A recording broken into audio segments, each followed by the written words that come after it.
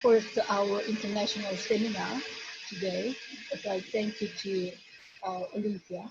And then we will have a very honor to have Monsignor Francesco Follo. He will give a talk. It is a very honor for us to be here with him. But before we start today, 2 weeks ago, we lost our friend, old friend, Yes. John Hurt. So we would like to say some words to him and then stay silent. And then we have some kind of a ceremony. Okay? Can you show to the Olympia? Can you show to the his face? Oh, John. the John, exactly. This is. Yeah. There he is. Yeah. I'm going to talk. He was born in 1949 and then he died this year. He studied geology and conservation science. John became an expert for architecture and archaeological conservation. He was a senior conservation consultant to UNESCO, World Heritage Center, Division of Cultural Heritage, the cities of Central Asia. John has a particular interest in the conservation of World Heritage sites, both archaeological and architectural, through his work with ICOMOS UK and ICOMOS International. He chaired the Earth Structure Committee of ICOMOS UK 1994 to 2001. In 2006, John was to be elected as the president of ICOMOS ISC for Earth and Architectural Heritage.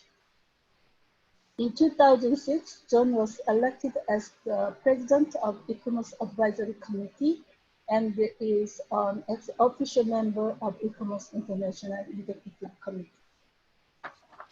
John was founding member and elected as one of the vice presidents of PRERICO in 2017. As a bureau member, he played the role more than enough. Because his health problem, he could not move and attend physically for the meetings, but he attended the meeting by internet and participated all bureau meetings by Skype meetings. John Hurt has produced many papers, articles, and monographs, both on training, ethics, and best practice in objects, architecture, and archaeological conservation.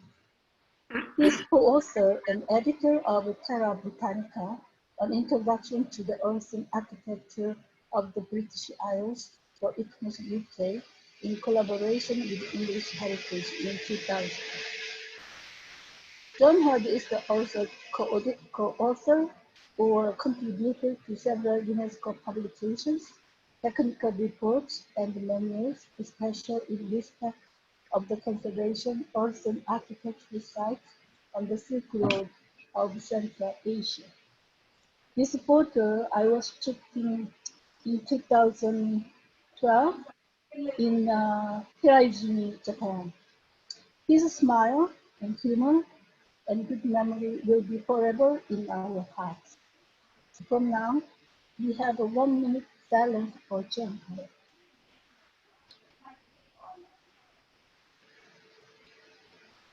Alo. Hacı Ana ne yapıyor? Ne var ne yok?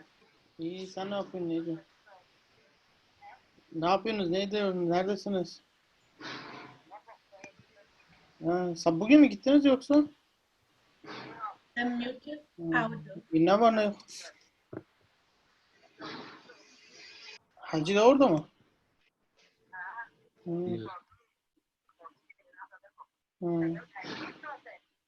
Kimdir o? Can whoever is the host not Kim? Kadir mi? mute Isa? Kadir mi yanındaki? Sorry, the audio. Bir işmiş bir şey var mı? Bir işmiş var mı oralarda? İsa Bey, mikrofonunuzu kapatır mısınız? Ne yapıyorsunuz şimdi? İsa Bey, mikrofonu kapatır mısınız? Neyi? Sebze mi? Okay, I think we Başka have ne var to ne yok? start our meeting. Please, Oyunun durumu nasıl? Isa, please audio. İsa Bey, duyuyor musunuz? İsa Bey. Hmm. Please, İyi. close audio. Domates hala tutuyor ha? Isa, close audio. May I suggest to mute us all? So in Yes, that yes, case, yes. we can do the lecture. Başka? Okay. It's impossible to me to Hmm. manage. Yes, okay. Şey. Okay, Fatma I nerede? start Ha. talking. Would you please Fatma nerede, ne yapıyor? take off the mute of your microphone? O ne yaptı? Şimdi pazartesi şeyi var ha, nişanı. Nişan mı var? Video. Fatma'nın. Who is speaking? Bu pazartesi değil mi 21'i? I don't Sorry, know but who is. this is a problem because Is about. Bu pazartesi günü 2 gün sonra değil mi? And then Ne zaman for erteledi? that, The Wow. host should be able to close Çıkarmıyor his ama. Ne zaman video olacak? down, at I least don't if know. not, to exclude him and he can rejoin. no. Ekim'in başında. Olympia, we have your screen on. Ha, o zaman günü Yeah. İzmir'de mi yapacağız? For me to manage this problem. Hello. Bye. Hello. Hello, Isa. Hi. Good morning. Hi. Good morning. Please, I invite all members Okay. to mute the audio. Please. Yo, bilmiyorum, ben pazartesi olacak diye düşünüyorum. Just a minute, because I'm on a Zoom meeting. I just want to mute my. Yarın mı, yarından sonra? Invite all participants to mute the audio, please.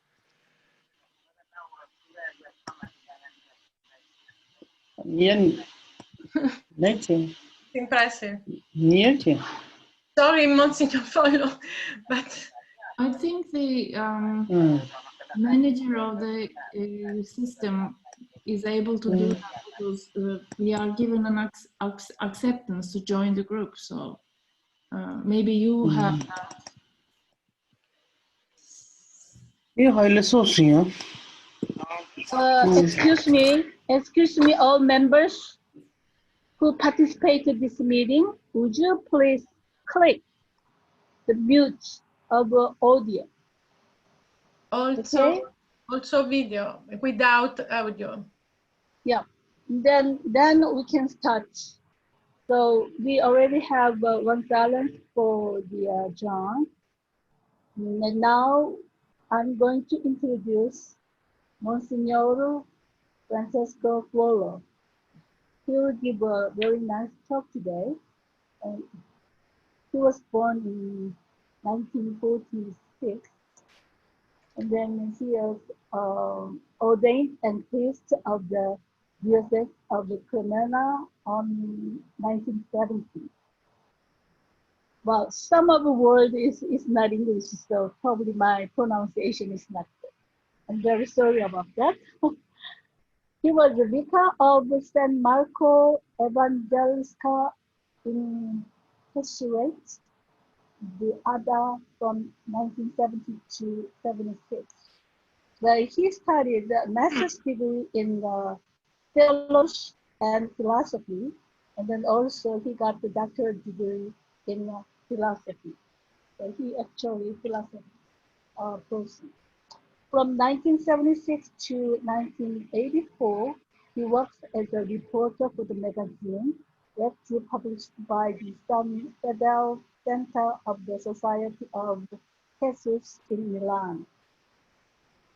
He was also a spiritual advisor to students of the Polytechnic Institute, the Academy of Fine Arts, Brera, and the Conservatory of Music, Giuseppe Verdi in Milan from 1976 to 1983. He became a member of Order of the Journalists in 1978.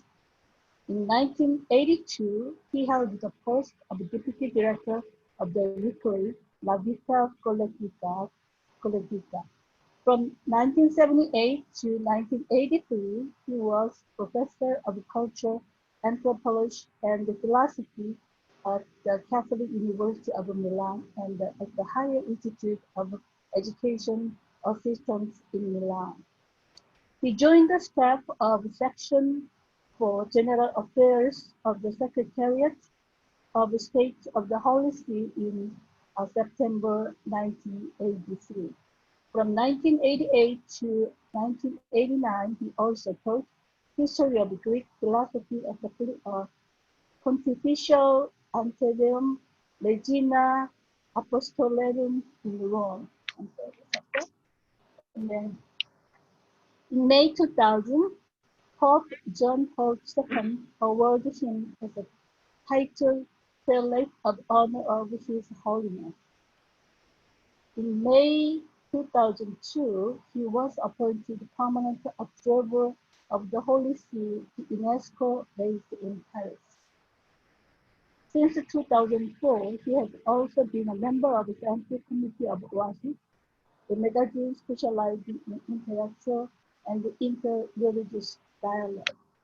But actually, I met him since 2002, every ICOMOS meetings and the World Heritage Committee meetings. Now I'm so glad and my honor invite you to our first seminar in 2020. I'm very thankful. And then please, now it's your time to talk. Thank you very much. I really thank you. Do you understand me now? Yes, yes.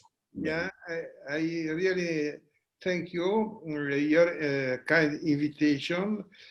And I try not to, I try to deserve the honor to speak to you and share some ideas I have about world heritage on in religious interests. And I sent it through Olympia my speech I gave in Armenia 2 years ago. But I don't want to repeat what I wrote 2 years ago. I hope you can have it, and if you want to read it. I tell you now the main points after my speech, just to give a good contribution about this important topic we are dealing with today. So, what is my point of view today is not religious, it's philosophical. You can speak about philosophy or religion.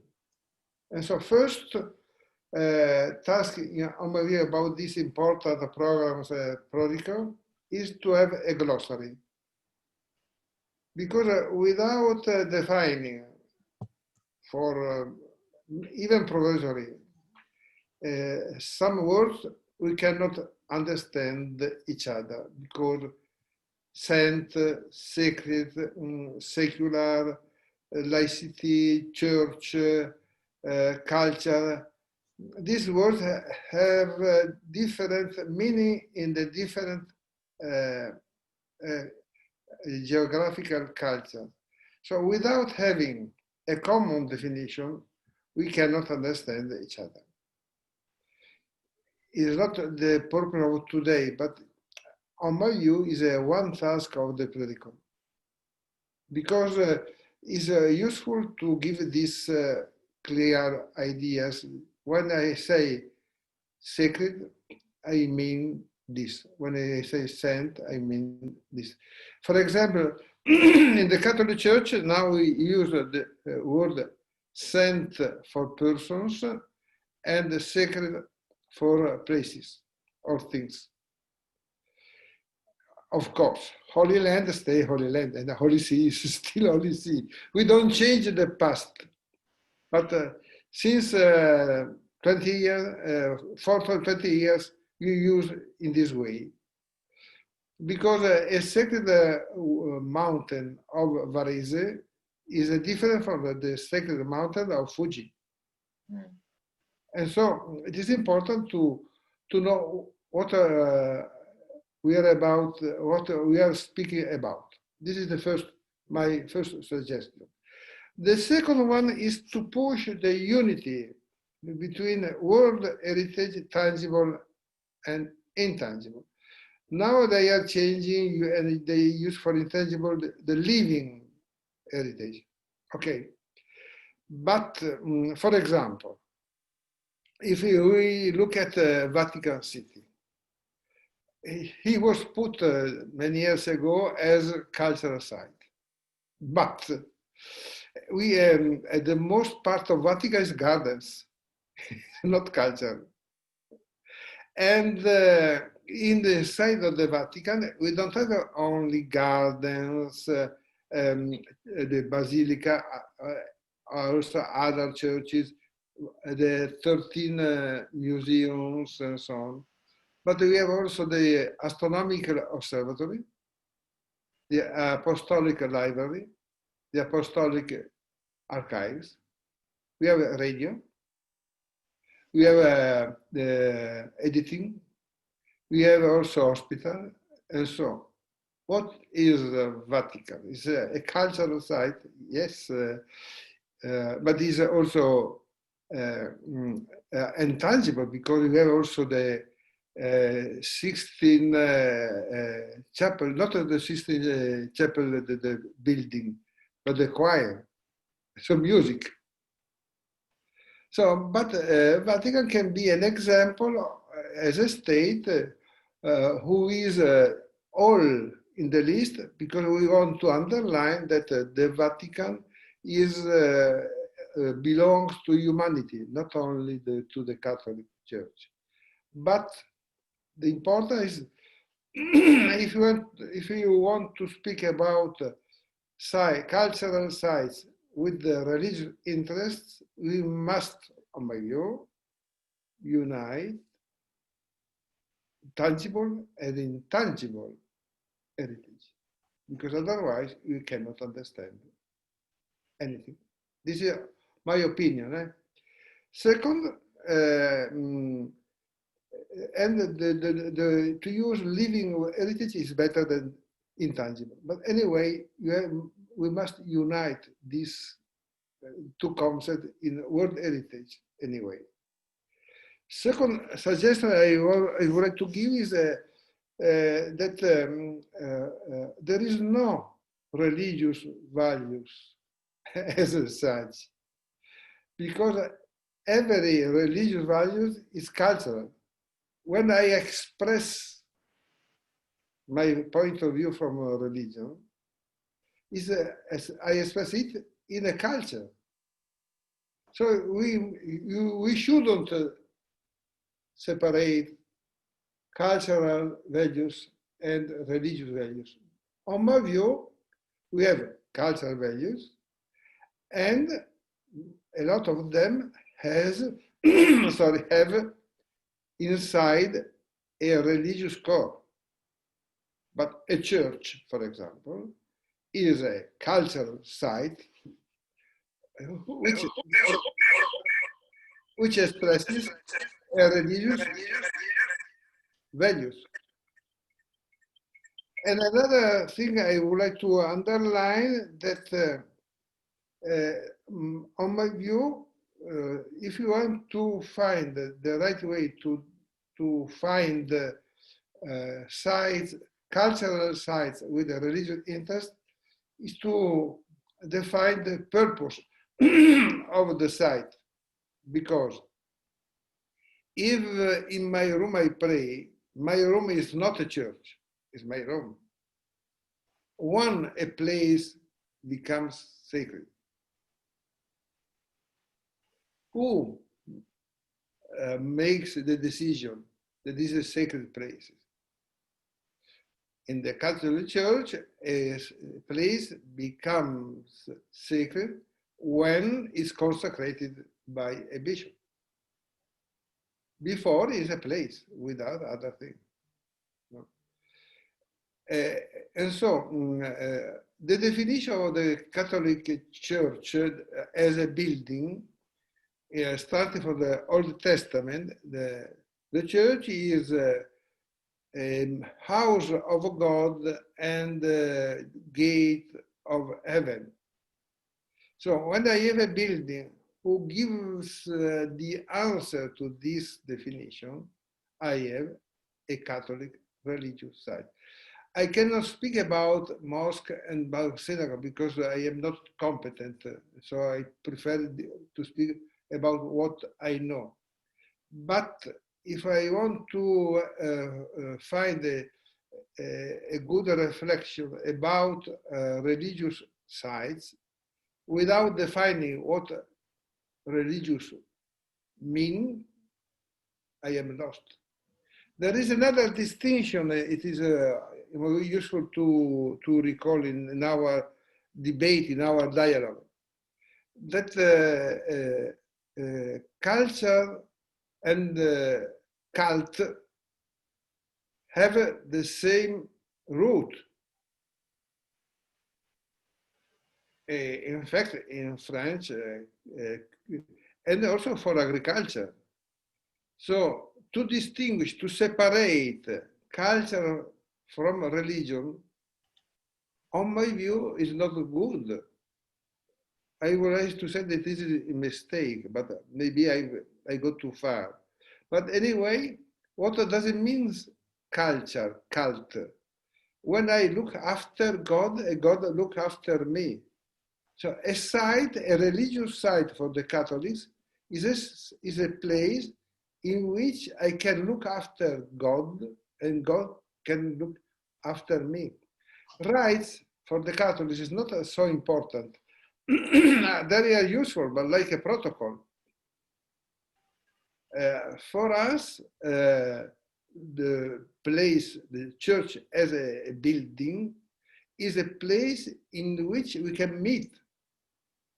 The philosophical category, in order to understand a Catholic religious place, is the purpose, house of God and gate of heaven, and a place in which I can meet God. I can have not only a spiritual emotion, because I can have a spiritual emotion even also when I listen to a concert.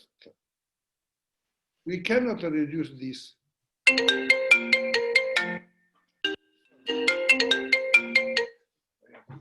So I don't know if I am clear.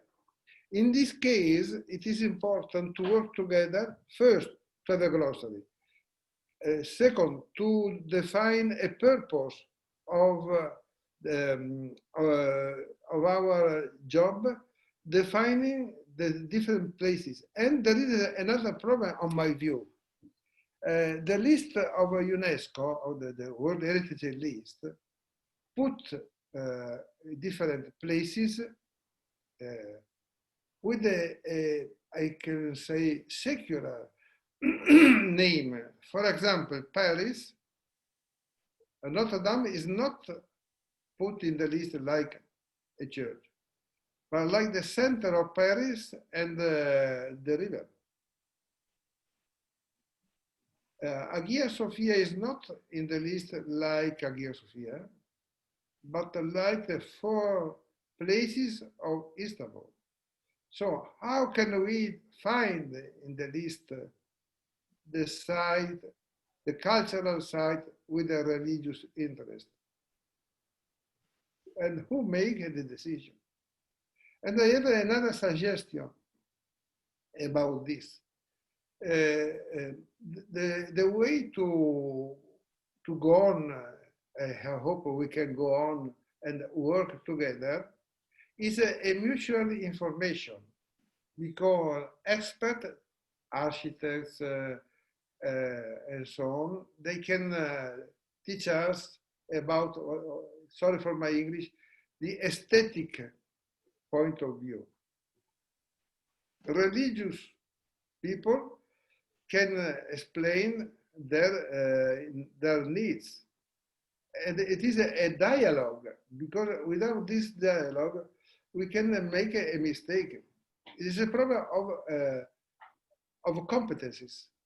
And often religious people, they don't have aesthetic competence, but also the other, they don't have religious competence. And this is not good to work together. So we need a kind of formation, not about faith, to inform about religious sects. What? Because otherwise you cannot do anything good. And there is another problem. We should solve the problem. Maybe sorry for my English. The problem is the owner of the sites, because there is a distinction between the owner of the religious quote I quote site and the people who use it.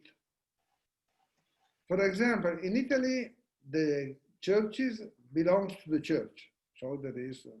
But in France, cathedrals belong to the state, and the other churches until the 1905 belong to major. So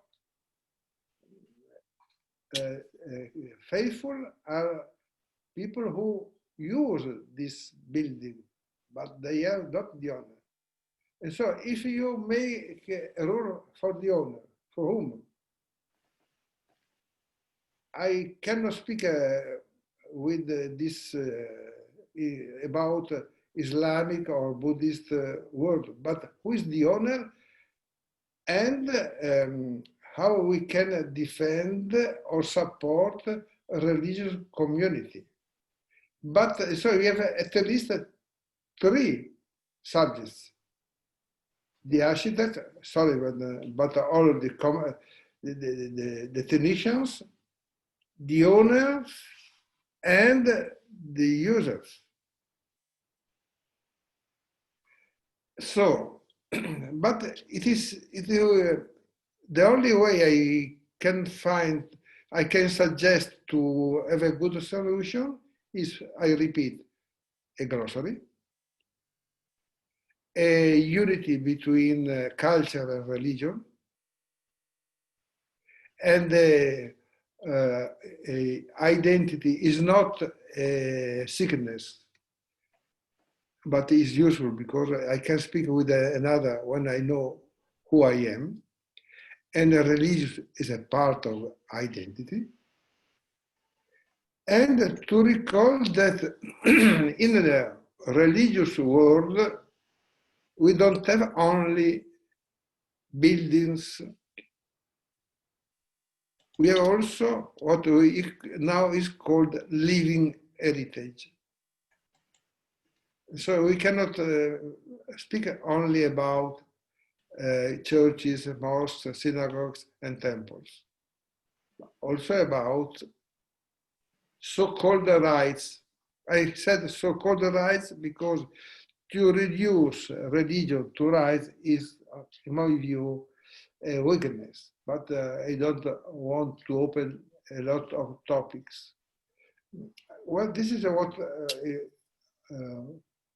I would like to say now in my, sorry for my bad English, but I hope you understood what I meant to share with you and to open our friendly discussion.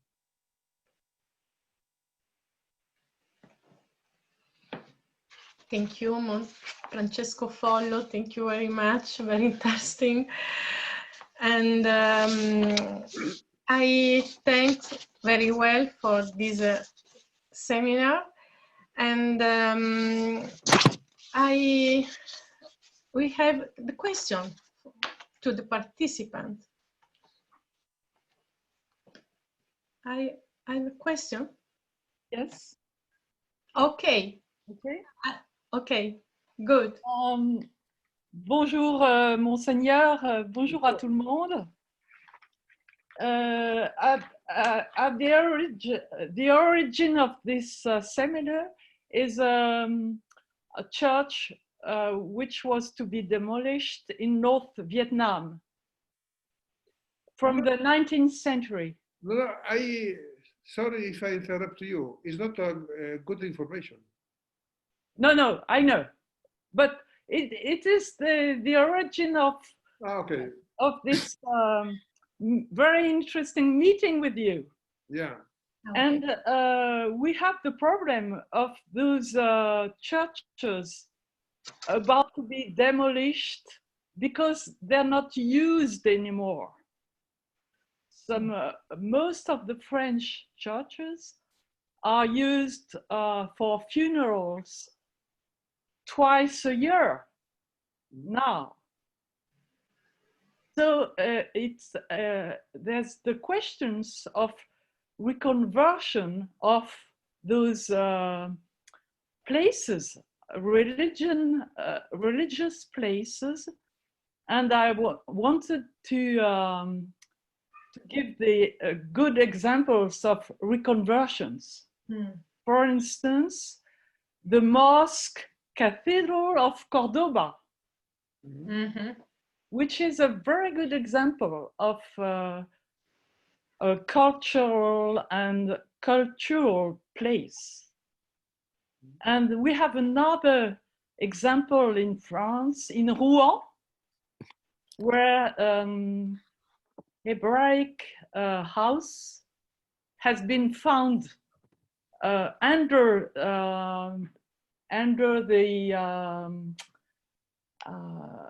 how would you call it? Le Palais de Justice, court palace. Just a palace. Justice Palace, and which has been a medieval house, Hebraic house, very interesting, which has been saved under a concrete structure. And it's a sort of medieval house, Hebraic house, under a medieval Palais de Justice. And those are two examples of reconversion places, very well done. And I think what is interesting is the way we should consider those religious places in front of the réchauffement climatique. Because churches in France, and I'm sure temples and synagogues and mosques are places where we can find a fresh atmosphere and protection in front of those threats for climatic reasons. And that was the only, I'm sorry for it, I'm a bit long, but I wanted to point out those interesting aspects for reconversion, not only in cultural purposes, but cultural purposes, as you said, Monseigneur. That was very interesting. This first meaning you wanted to enhance is the cultural and cultural aspects we should take into account. But for the Vietnamese church, everything was stopped, no? Yes, yes, we know. That's fortunately it's transformed into a museum. No, it should stop by the state anyway. But on my view, we have to define if not only church, because if a church is not beautiful, in the history now we lost a lot of, not the church. If it's a ugly church, rebuild another one among you is not a problem. Also, St. Peter was built over a Constantine basilica. No? Yeah. So the problem is to define, to defend cultural outstanding value of a church. Not all churches, because there is some churches in Italy, I don't know if this serves to, this is not the real problem of my view. For Vietnam was not good information because the government stopped. Now they are building another churches, and behind there is the older. Okay, but we shouldn't defend all buildings. To defend the outstanding building, otherwise you cannot change anything. For Cordoba, you have to not to forget that it was a church, transformed in the mosque, and now it's transformed again in the church. But at the beginning, it was a church. But on my view, if we pray, I prefer a mosque than a museum, anyway. But no, because the worst thing that in Italy, in France, or in North Europe, or also in North America, they use now the former churches for dancing, restaurants, skateboard, and so on. And this is very bad, no? So the problem is not the church, because if they use, but the problem for me is not if a church stay always. I try to defend the beautiful church. Otherwise, if in Rome there is a not good example, because there is a former church, and now they use for people who want not to be married in the church. This is crazy. Do you understand what I mean? This is a church. Also, now is no more church, and people go there to celebrate a secular wedding. This is crazy, no? Because if you don't believe, you can go to mayor, no? No, but the problem is not the conversion. It's also this. But on my view, the problem is to defend the churches which deserve to defend because they are beautiful. Because you can change it. Because during the century, we have lost a lot of churches, built a new. The church is not a museum. This is my personal view. We have to defend another. If I have a ugly church in a small village, why I want to defend this? The real problem is to defend the beauty and the religious factor. And if I change, to have to be sure that the all former religious building will be respected. Because if I transform it in a restaurant, in a hotel, in a skateboard, but on my view, this is the problem of the people who sell and the people who buy. But you cannot say anything. To respect, but also when in some churches, they consecrated churches, they dance. It happens. So, but on my view, the real problem is not to defend all churches, but to defend churches who deserve to be defended, because otherwise, I don't understand that this.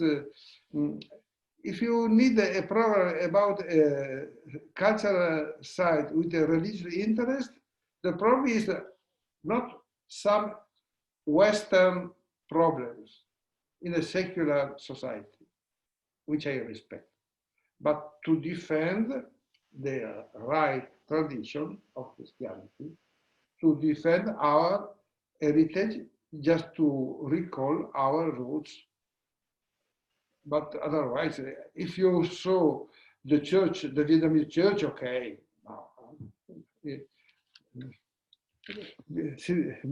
Please, or to defend, no, on my view, the most important thing is to defend beauty, and the beauty for religious purpose.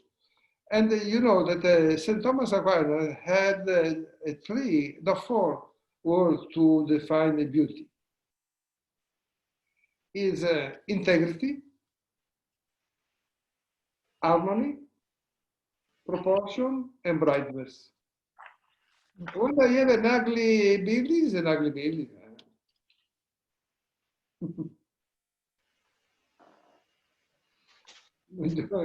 I don't know if sorry for my bad English. But, can I come in, Olympia? Rai, please, please. So this is all, for me, a very interesting discussion, which I have been involved in a long time, in fact. Some 3-4 years ago, even the World Heritage Committee organized a meeting on religious buildings in Paris to discuss especially the reuse of old buildings. Because one of the big problems, as the Monsignor was saying just now, is the use of old buildings. I have seen some really terrible examples of this. For instance, 2 years ago, I was invited to lecture in Nottingham. There was a very big Protestant church, which is now a big bar. People dance, it's a restaurant. You have the problem is that there are elements of the old church, like the altar, is there in the middle of, a bar and so on. right. Another very bad example I remember some years ago now. I'm sorry, I don't remember dates and names. I don't remember. But ICOMOS, we had a bro meeting in Annapolis outside Washington, and there was a big church, a very big church, which was turned into apartments, into flats. And they made it in a way that each apartment had inside one of the altars. So suddenly you have, with respect, a toilet. Next to it, you have an altar.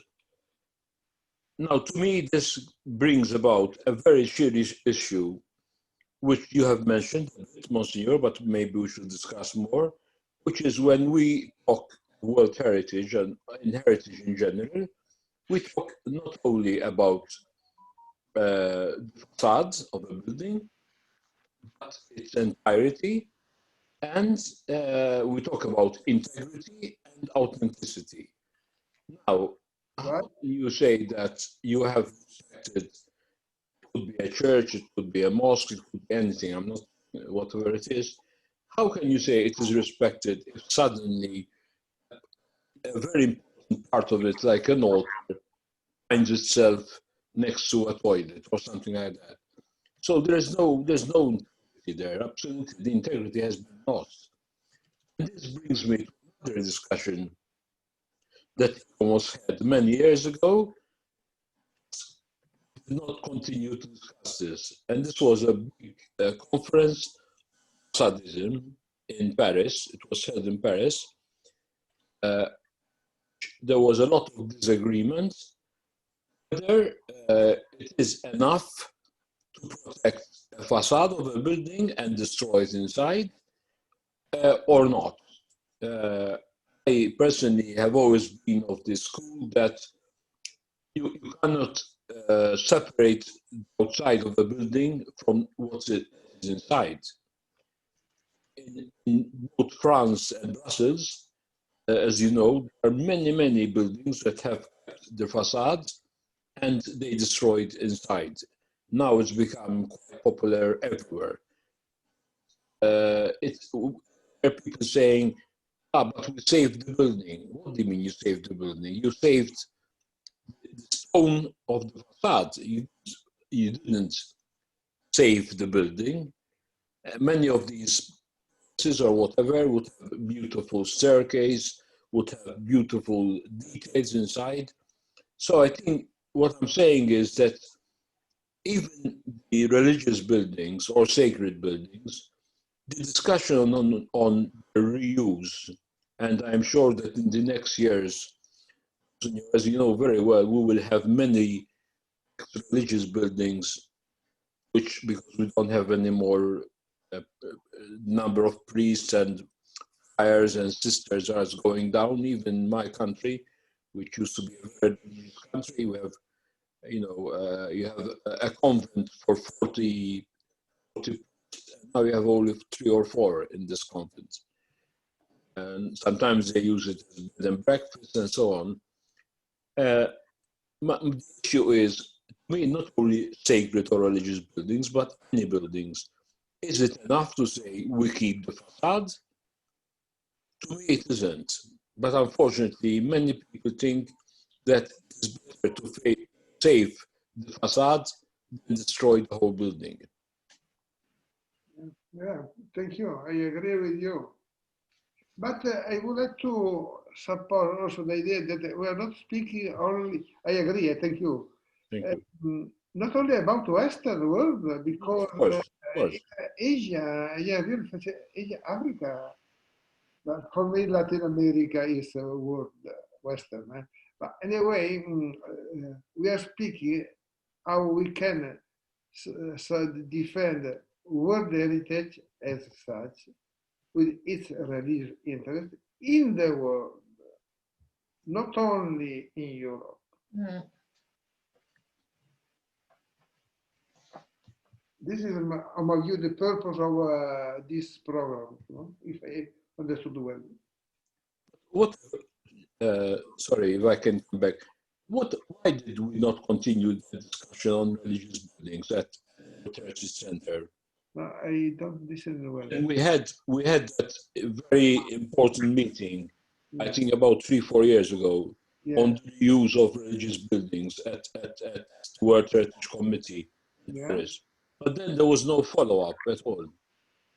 Yeah, but there is among it 2 different problems. One, to have some rules about the conservation of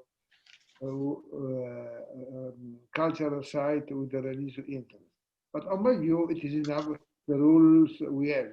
But anyway, we can write also rules for religious sites, but not only for Western sites. Of course, no, of course. No, and when I say religious, a temple in Catholic religion has a meaning, but I think in Buddhism is another meaning. Of course. And also the title sacred, and also rites. For us, rites is like the protocol. It's not so important. It's important, but it's a right. You have met once an ambassador of France, Guiguinot, he told me that protocol is a stupid thing, but it must be done by intelligent persons. Because it's a protocol, it's a protocol. But for Catholic, but church is not a place for rites. It's a place for a meeting with God, with the other faithful. And please, we have not to forget the rest of the world, because Asia and Africa is there, and they have we have to support their religious identity, because for them above all, the distinction between secular and religious is not so evident, and also for us, because. But anyway, the problem is how we have to defend the beauty in the world. I will come back on another point, but I will let others speak because I have something important to say. But Olympia later. Nigel, please. Thank you, Monsignor, for your stuff. I wanted to respond on what you were saying about, well, on community use in church buildings. So Agnes started us off talking about churches that are very little used. And our experience here in England, I'm very much involved with Church of England historic buildings, and here there is many times there are very few buildings that are closing, but there are many buildings that want to introduce some community activity alongside the sacred activity within the building. So yes, I can think of examples where there are where you can go and buy a meal in a a very nice meal or a cup of coffee within a church building that is still used, it's still consecrated. And I suppose what I would, in pushing back on what you had said, I would just note that there's a big theological discussion about what sacred space means that produces different preferences on that front, I suppose. You know, I have the double citizenship, Italian and Vatican. And so I'm proud of being Italian. But on my view, the best poet in the 20th century is T.S. Eliot. I would agree. And in the Choir of the Rock, he says, which kind of life have you if you don't have life in common? And we don't have a common life without praising God. On my view, he understood everything. Because he wrote this poem in order to build a church, an Anglican church, because he was Anglican.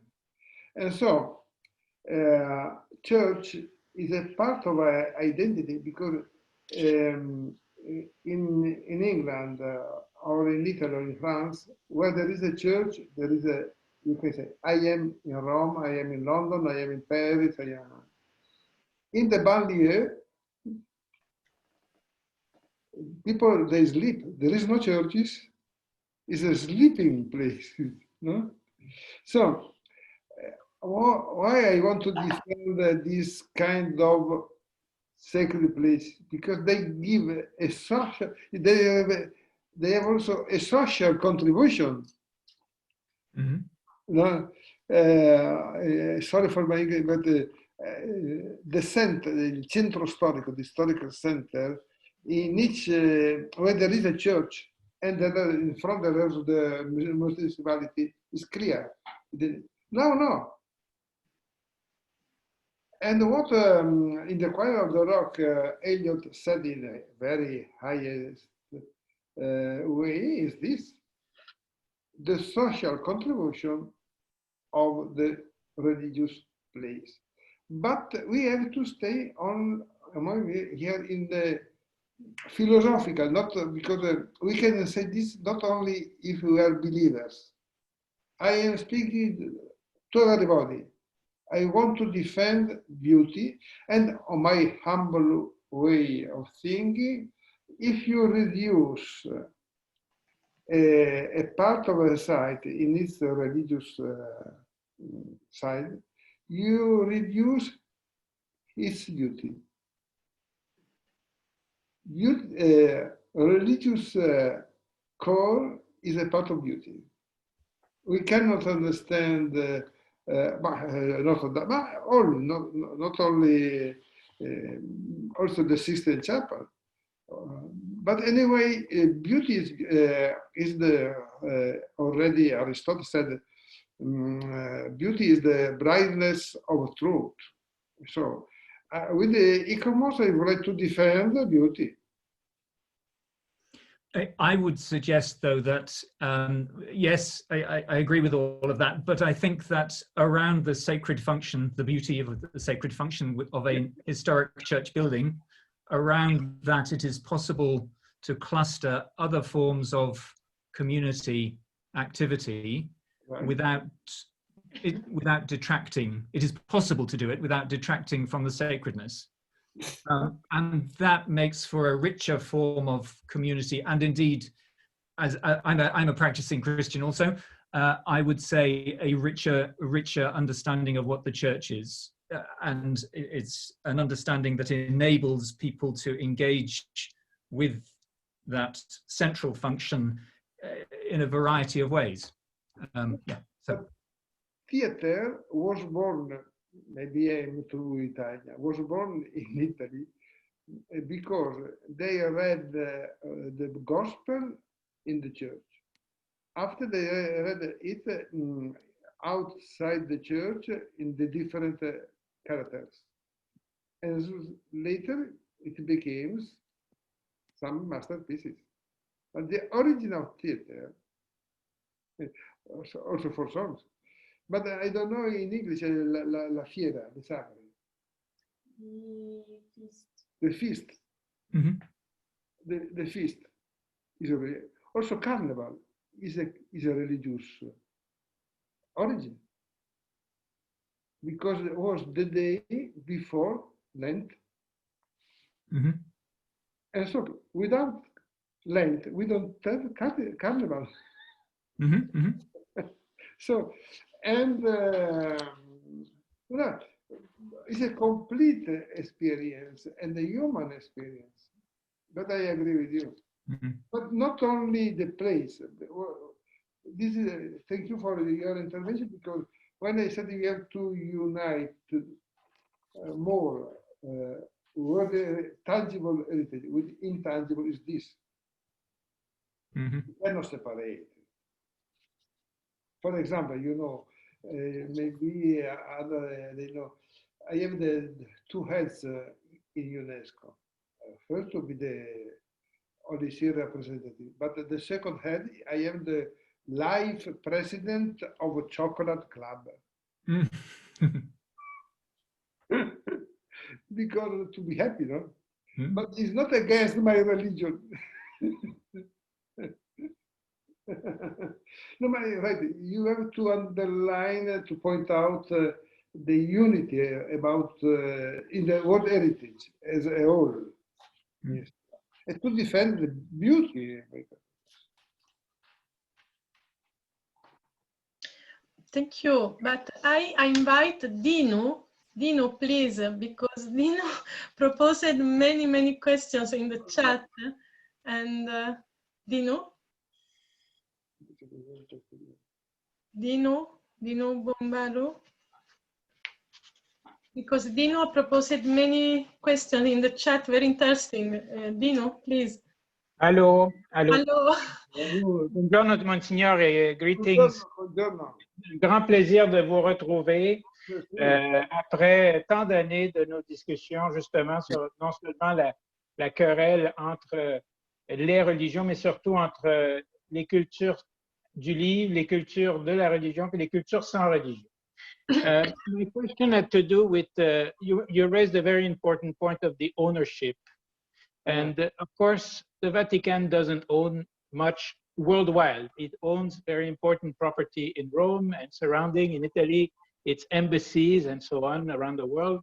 But somehow, my question had to do how the Vatican, the Holy See, as a state party, but also an organization, provides guidance to the embassies, to the religious congregation, the monks, the nuns around the world, so that there is a common spirit in relationship to heritage.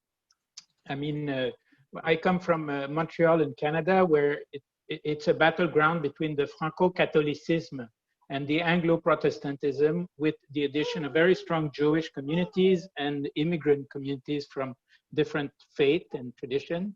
There was a concertation, but the issue of guidance from the Vatican was often raised, because there is the issue of sales of churches, disposal, because they're owned in Canada, in Montreal, in Quebec in particular, by the parishes, not by the diocese. And we were very interested to hear what are the guiding principles. We know under Pope John Paul there were some advice that were published and spread.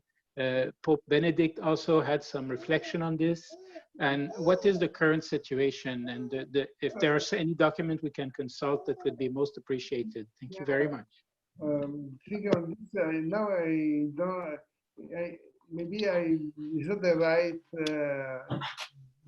data in 1996, but anyway, exist some guidelines proposed by the former Pontifical Commission of Good of Ecclesiastical Goods. Now this committee is under the Pontifical Council of Culture. And this guy, if you digit, you can find this on the internet. But our suggestion is they have to work the bishops' conference of the different nations. They have to work together with the Pontifical Council of Culture, following these frame lines. After, for the different states, we follow the legislation of the state. So there is some general rules proposed by the Commission of Ecclesiastical Goods.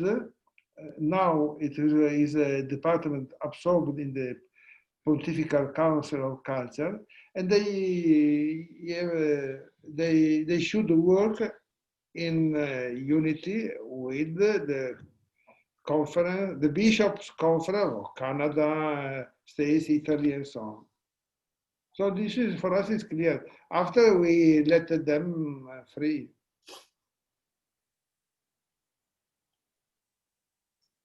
Good. And please, Luna has an interesting question, please. Yes. Thank you so much for this interesting conversation, Monseigneur. Ça a été très, très intéressant d'entendre tous ces... I will speak in English. I think everybody understands English. Well, I wanted...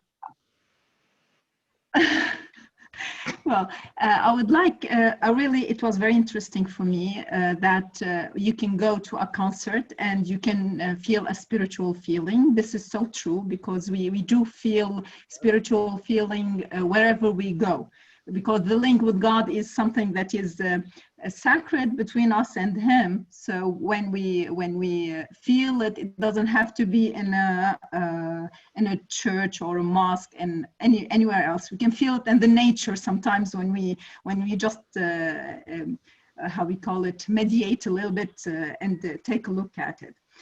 Now I want to ask you a little bit deeper. When you talk about the owners and the users, now I can intervene with that. Most of the mosques, I'm gonna talk about mosques now.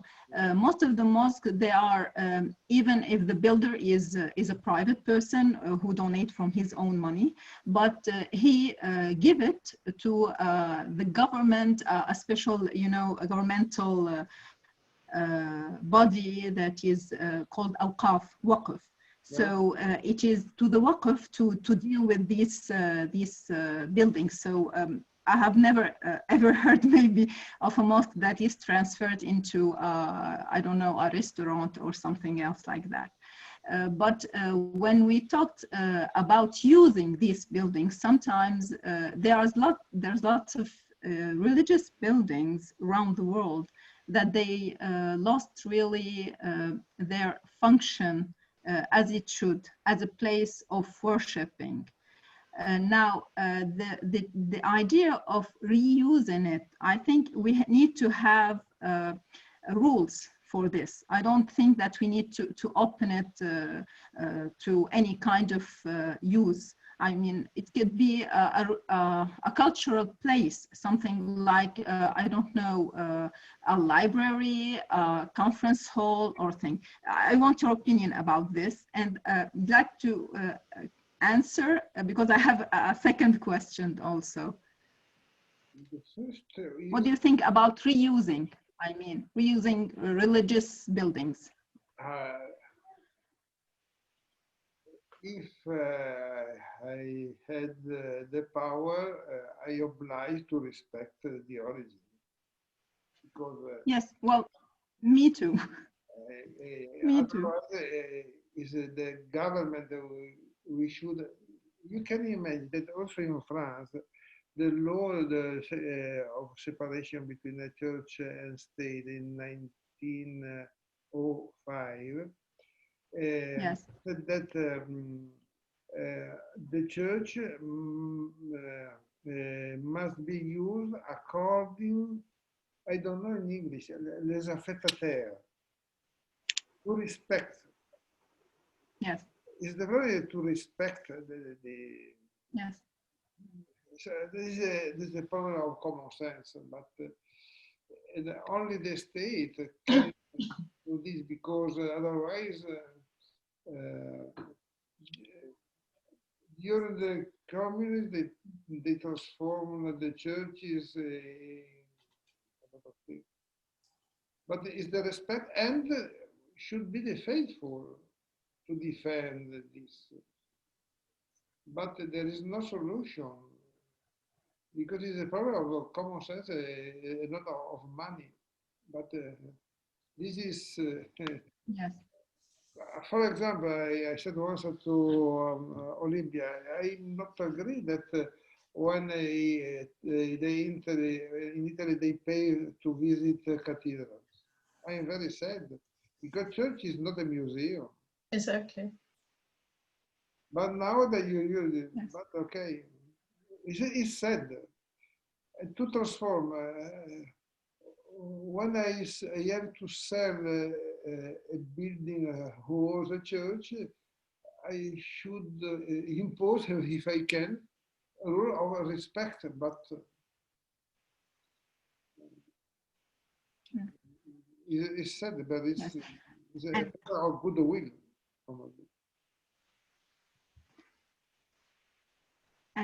And also, what do you think that is the role of the society that is embracing these places of religious? If I mean, you know, each society had a place of religion. Can you hear me? Yes. If you repeat the question, please. If you repeat the questions. Yes. Okay. I'm talking about. Yes.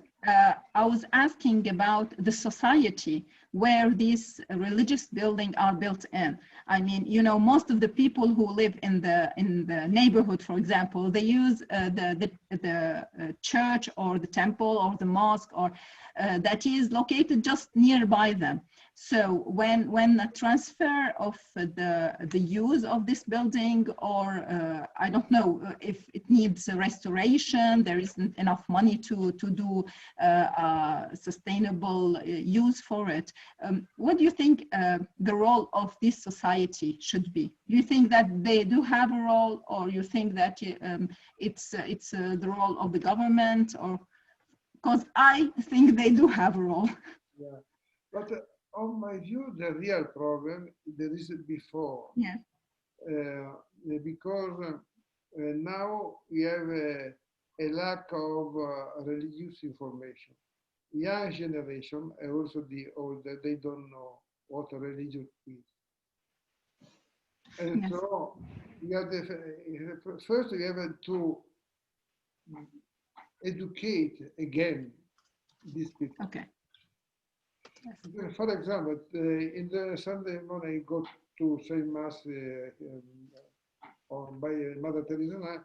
Coming back, I listened to radio, and there was, sorry for Olympia, an architect who said in the radio that there is a Roman church here in France, and behind there is a baptister, another building where in the past we baptized people. The architect said, I don't know why. He didn't know the reason of this building. And if you go to Italy, in the all the city, you can see the cathedral, and behind another building, but it's with 8 walls. No, everybody in Italy, also the peasant, know this. This architect didn't know the reason, because the place where we battle the children, he called it a swimming pool. We understand. The problem is to inform. Information, but not only. Thank you. The more you have Thank you. Educated system. Thank you so much. Thank you. Thank you, Luna. And hey, we have any questions, please? Raúl. Buenos días. From Mexico, no? Yes. Okay. Good morning from Mexico. Well, there is a good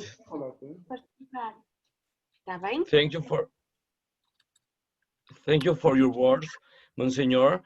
I just wanted to say that on the other part of the world, the problem is not the empty buildings, because we still have millions of people going to the churches. Yeah. And here, the matter is how to calibrate the preservation of the faith as intangible heritage, but we also want to get the conservation of the buildings, because in fact we have millions of people on December going to the that implies the transformation of the buildings to still supporting the celebrations, and how to calibrate that. I repeat that there is a lack of, if I speak in an ecclesiastical way, is the catechism. If I speak secular, is that you have to teach the young generation about the Catholic in Mexico, the Catholic faith. On my view, it is not only if I was teacher too. When I have to be a teacher, the first step to give a good education to a young generation is start from their tradition. If I am in an Islamic country, I start from Islamic tradition.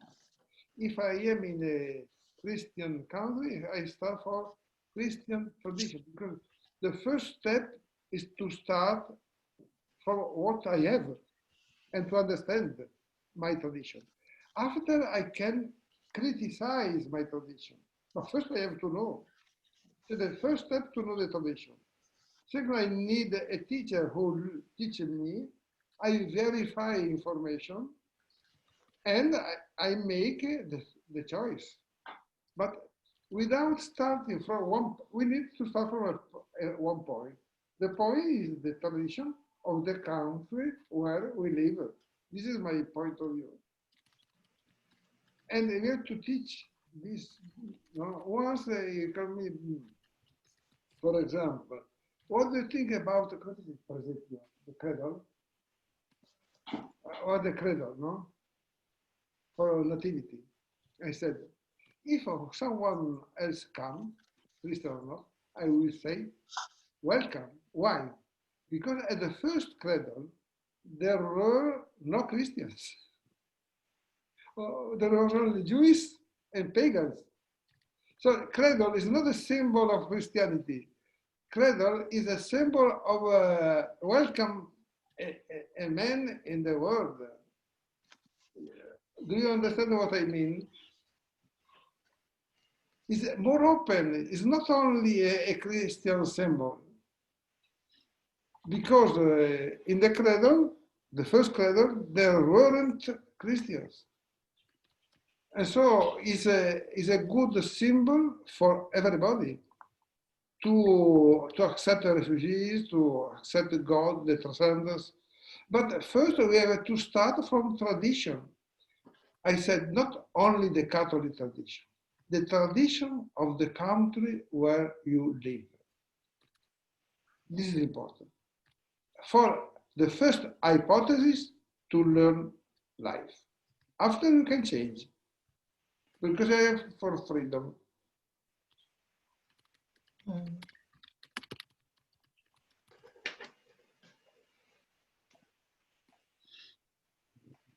Thank you very much.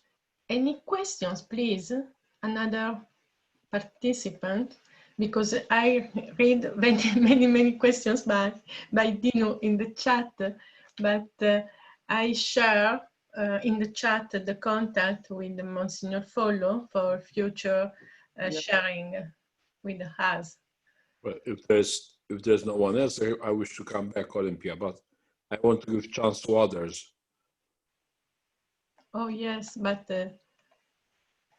any questions, please? No, because we have only 10 minutes, and our time is finished. Hello. Hello, Far. Okay. Para. Sorry for English. I'm not very good in English, but I'm gonna try to ask in English.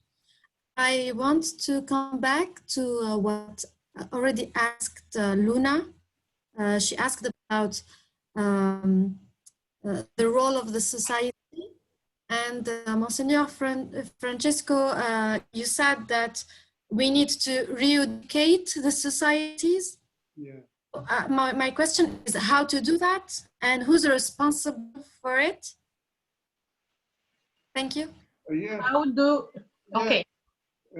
On my view, there are the three levels: family, school, village. Because the first place where a child receives an education is the family. The second is the school. The third is the village. And starting, as he said, from the tradition of the place where you live. Because we need a starting point. And on my view, starting point, tradition doesn't mean to look at in the past. Tradition is a word which comes from Latin, which means to give, go further. It's not like a chain which pushes me behind. Tradition is to go further, like when there is a la staffetta in the Olympiad. I have here a young lady for my translation.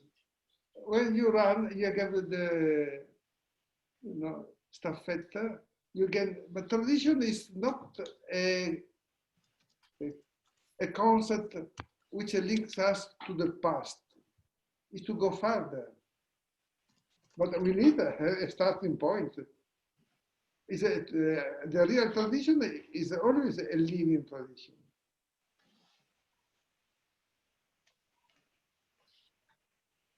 So, family, school, and village. After, okay.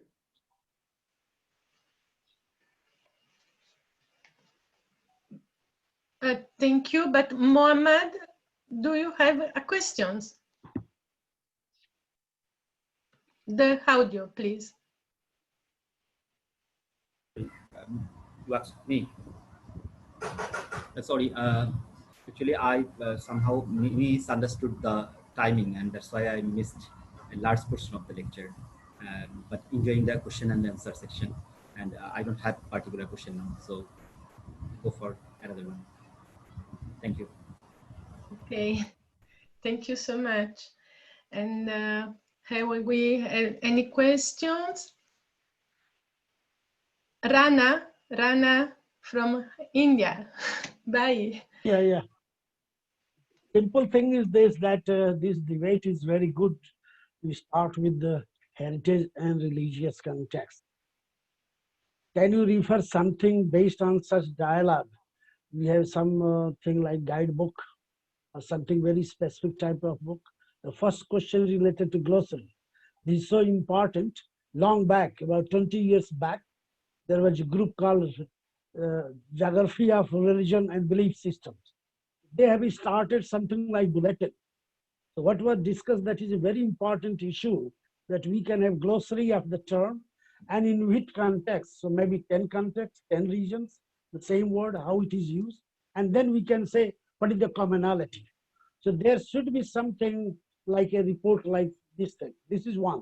The second thing is that when we are talking only Christian context and very deeper and experiential expositions, we have also to have something block, comparative block, of what we call comparative religion.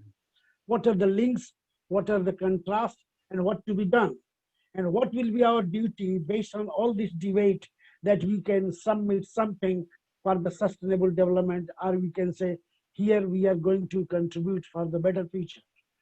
So these ideas came from this lecture, that this is very fundamental question and already raised about 20, 25 years ago.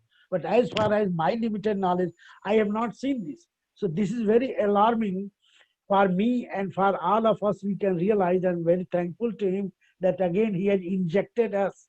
Those who are more young, they have to take that challenge and let us go like this. So I have already discussed this issue with Olympia, that we are trying to do something. So after this meeting, maybe something we can plan like that, something collection of such papers which may be contributed, these things. And one thing I have already informed to you, and I think the PRERICO member going that already RE has taken this initiative long back 2015. So she has invited 4 or 5 religious groups, and the common thing was how heritage and religious things to be interlinked. So most of the papers published in Korean in a summary. But after that, no attempt has been made that at international level there should be some comprehensive volume in the line of what are already initiated by RE in 2015. So these are some ideas based on this lecture I received, and I hope that PRERICO members and other members also think over this, and we can have something like series or report or publication, or maybe video, maybe YouTube, so that this idea can go deeper. No way we can say in our culture, if you talk about India, South Asia, it may be Islam, it may be Hinduism, it may be Judaism, whatever it may be. In South Asia, it is not going to be part from other things. This is essential part of our soul, our mind. So no way we can ignore. So let me say the last word from a very famous Harvard scholar. All the problems generate from the mind. Solution will come from the mind. Thank you very much. Welcome. Thank you a lot. I can say you that I agree completely with you. And if so-called, I say so-called Western world, because if I am in California, China is West. No, Western, Atlantic Western world. Once, as a papal representative, I have the honor to meet the Pope every year, personally, 1 hour. And once the Pope Francis, 2 years ago, told me, the priority for me is neither Latin America nor Africa, but is Asia. For us, the cultural challenge is Asia, because it's another way of thinking. I really appreciate. It's different, but we have to speak together to understand it, to have a good view. We need 2 eyes. We need the so-called Western way of thinking, but we need also Asian. One very good point is here that generally we have preconceived mind, East and West, Asian versus Western. But a lot of things already these days gone. That is 1932, East is East and West is West. Those days gone. Now globalization, sustainable development, human relationship, humanism, and love and everything is going on. So one of my papers just talking about the old classical Sanskrit, about 1000 BC, and then I have compared with the Old Testament. Same thing going together. So we want that through the bridge of religion, that religious and heritage ideas serve as a bridge to link all together. We all are the same. So we can say the whole world is brother and sister, rather than say, oh, here I am and there I am white, oh, you are brown. Why? So we should just do something. And the focus of this particular group, PRERICO, tried to define that places of religion and ritual, both to be taken in a cosmic frame of the global understanding and global realization. And that will start from very one simple word is S is capital, self-realization. We have to realize, work, and share. Thank you very much. Thank you. Exactly.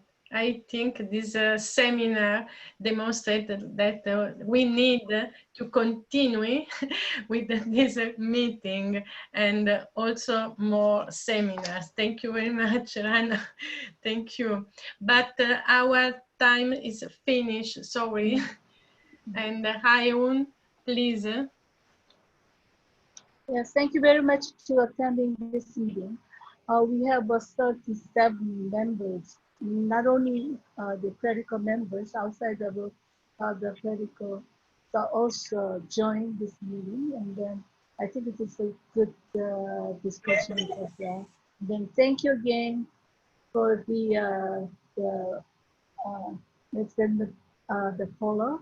And then thank you for all of the participants for our first seminar. And then thank you, Olympia, your work on this. Yeah, that's very fun. Okay, thank you. Yeah, so you may close the meeting. Olympia? Ciao, Monsignor. Buon weekend.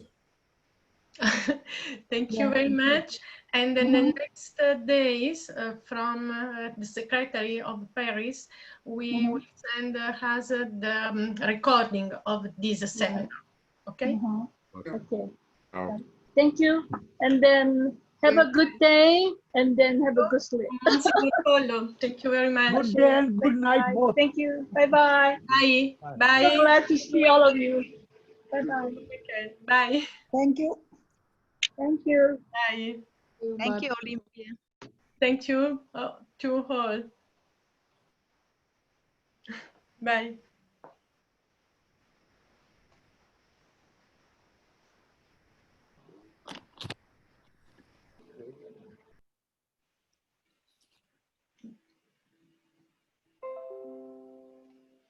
Stiamo chiudendo. Bye bye. Bye bye. Bye bye, everyone. Thanks for everything.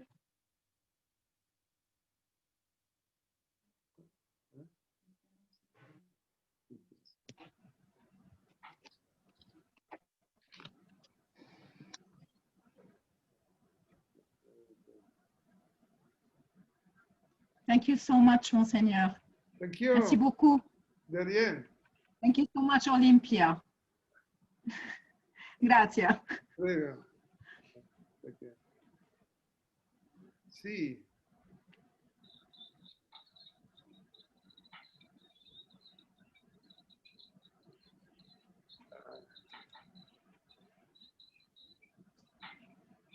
Ah sì? Bene. Bene, bene, bene.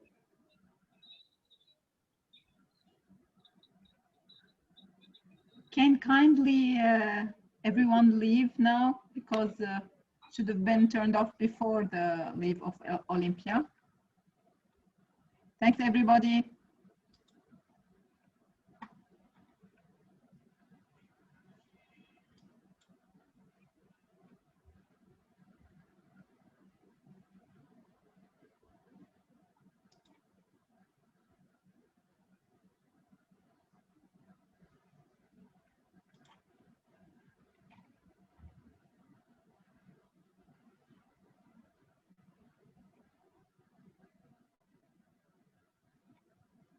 Muhammad, Iman, Branka, Mara, can you kindly leave?